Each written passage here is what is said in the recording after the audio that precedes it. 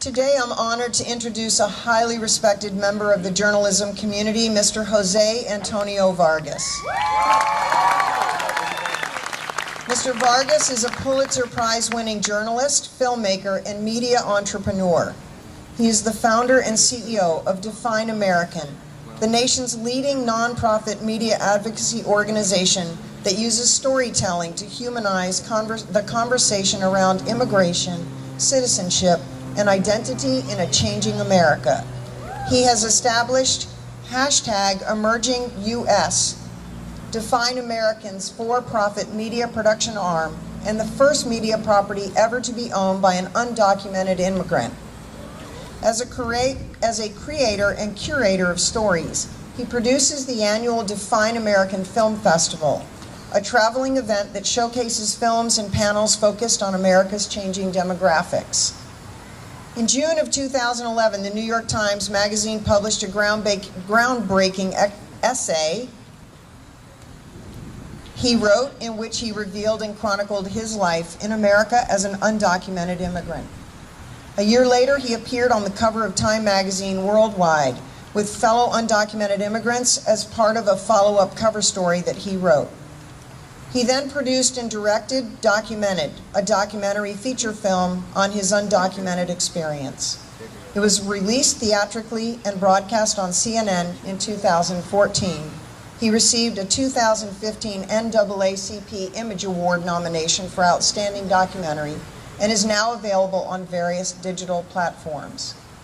In July of 2015, MTV aired as part of its Look Different campaign, White People, an Emmy-nominated television special that he produced and directed on what it means to be young and white in contemporary America.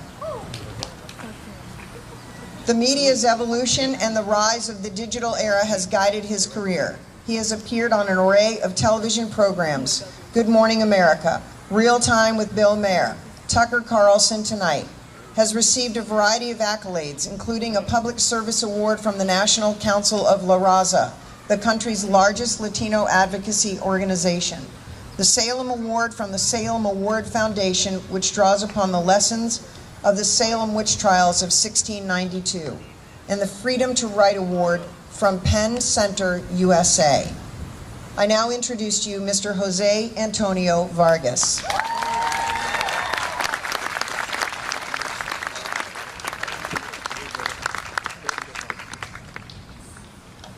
I apologize that my bio is so long. That just means I'm old.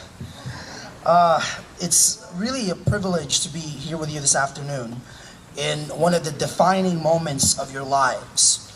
I'm honored to share this moment with all of you, with the administrators, stewards, and faculty of the school, especially Principal Deborah Smith, who emailed me repeatedly to make sure that I showed up, with the parents of Daniel Pearl, especially Dr. Judea Pearl, who is here with us, with the parents, relatives, and friends of the graduates, and most of all the graduates themselves, all of you giving life and spirit to the mission of this school. It is not an overstatement to say that I am the person that I am because of what happened in these 4 years that you call high school, which was also the time when my journalism career began. It is not an overstatement when I say that journalism saved me. 3 years prior to actually starting high school, my mother in the Philippines put me on a plane and sent me to America to live with her parents, my grandparents, whom I didn't really know. My first day of 6th grade homeroom class, I remember Ryan Brown asking me, "What's up?" And I said, "The sky." I remember singing the national anthem the first time and thinking, oh my God, it said, "Oh Jose, can you see?" I thought it was talking about me. And I remember Charmand Curl, really tall African-American classmate of mine, looked down saying, "Hey Jose, dude, we're not talking about you." The confusion of the middle school years was deepened by what happened in high school when I was a freshman. After applying for a driver's license, I found out that the papers I was given to come to this country, my green card, my passport, all of it, was fake. That my grandfather had paid $4,500, a huge sum for a security guard, to smuggle me to America, and that the plan was that I work under the table jobs at the flea market until I married a woman and get my papers, like Sandra Bullock from The Proposal. This was pre-Google, pre-Snapchat, pre-social networking, which is just another way of socializing. I didn't tell anybody because I didn't know what to tell and what it meant.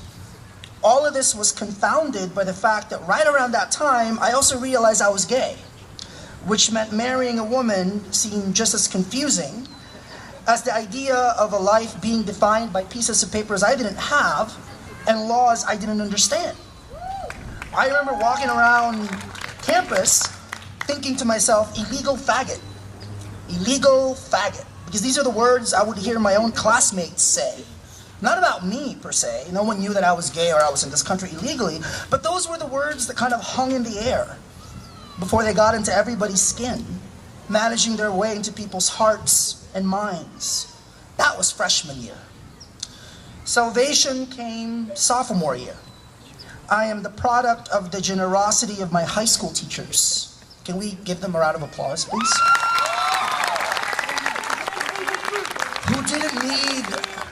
Who didn't need pieces of papers to treat me like I was one of their own. Mrs. Dewar, my English teacher, also happened to be the journalism advisor, and she said I asked too many annoying questions and I should do this thing called journalism.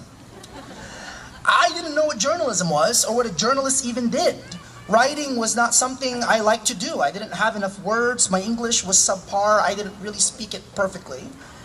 But I found out that when you write a news story, a newspaper article, you get this thing called a byline, right? So your name, by Jose Antonio Vargas. So I thought to myself, if I cannot be here because I don't have the right papers, well, what if my name was in the newspaper?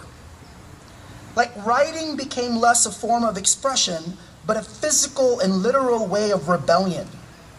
It's written in the newspaper that I'm here, writing in English, interviewing Americans, questioning the world around me, and in the process questioning myself. How do I fit into this world?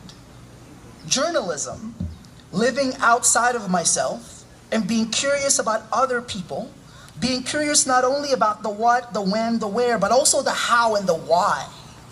Always the why was my way of fitting into this world. Now, my colleagues in the news media may still call people like me illegal. Government agencies may deem us as aliens. A president may call us criminals. But my contribution to society, reporting the facts, contextualizing people and their situations, asking really hard questions to expose uncomfortable but essential truths. My career as a journalist, the body of work that I've been able to build with the help of teachers and mentors and editors and countless sources who trusted me, my work stands on its own. And sometimes, as you will discover, the hardest story you have to tell is yours. So around this time 6 years ago, at the height of my professional career, and against the advice of about 28 immigration lawyers, all of whom kept saying, do not do this, I took the biggest risk of my professional and personal life and disclosed my undocumented immigrant status in the New York Times, detailing all the lies I had to tell, all the fraud I had committed, to explain what it means to be undocumented. Since that day 6 years ago, I've been asking arguably one of the most important questions facing us today. How do you define American? Is it papers? Is it laws? So once you're born here, is that it? You're an American? That's it? You don't get to earn it? You just become it? We're so busy obsessing over walls and borders that we haven't even asked the harder questions. Questions like, why do people move? What does U.S. foreign policy and trade agreements, the wars that America has started, climate change, what does that all have to do with migration pattern? And why is it that corporations and gadgets, why is it that my iPhone can travel to more places than human beings can? Right? And I have actually more questions for you as young, aspiring journalists and global citizens. If you continue to pursue journalism, what kind of journalist do you want to be? It's less a question about what kind of journalism you practice, writing, producing for radio or TV, making documentaries, but the integrity and dignity in which you practice it. As a journalist, how will you help increase empathy? How will you strive to connect people at such a disconnected time? But the reality is you are more than just journalism students. You are all human beings.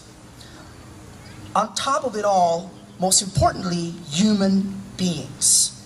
Among all the other things I've learned as I travel around the country as a walking uncomfortable conversation, engaging in uncomfortable but necessary conversations, is that the future is not for the taking.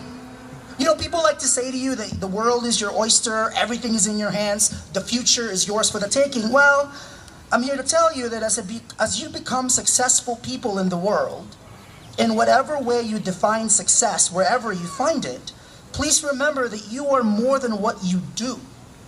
You are how you do it. It's called character. Now, let's talk about commencement, which by the very definition means the beginning of something. For you, I hope this is truly the beginning of lifelong friendships.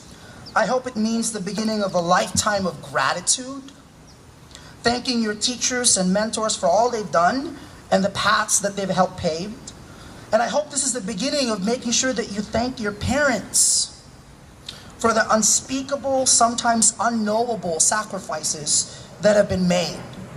I have to tell you, sitting here, it's been rather interesting listening to speaker after speaker acknowledge their grandparents. I love that.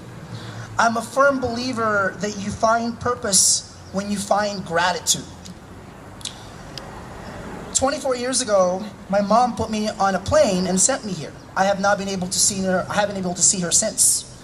I can't leave because if I leave, they won't let me come back. There's no guarantee.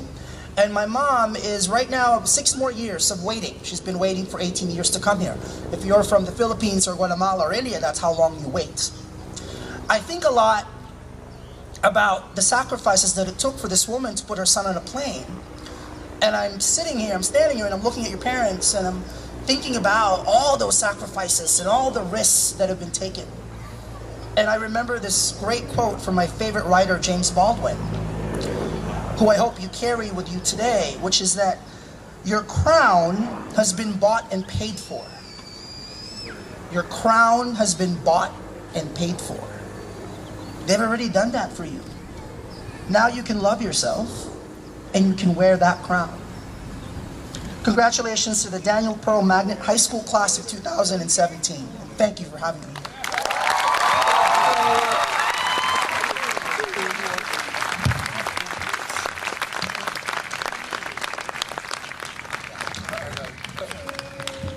Thank you, Mr. Vargas, for being here with us today and sharing your thoughts and experiences. We are so honored to have you here today, reminding us all that dreams really can come true.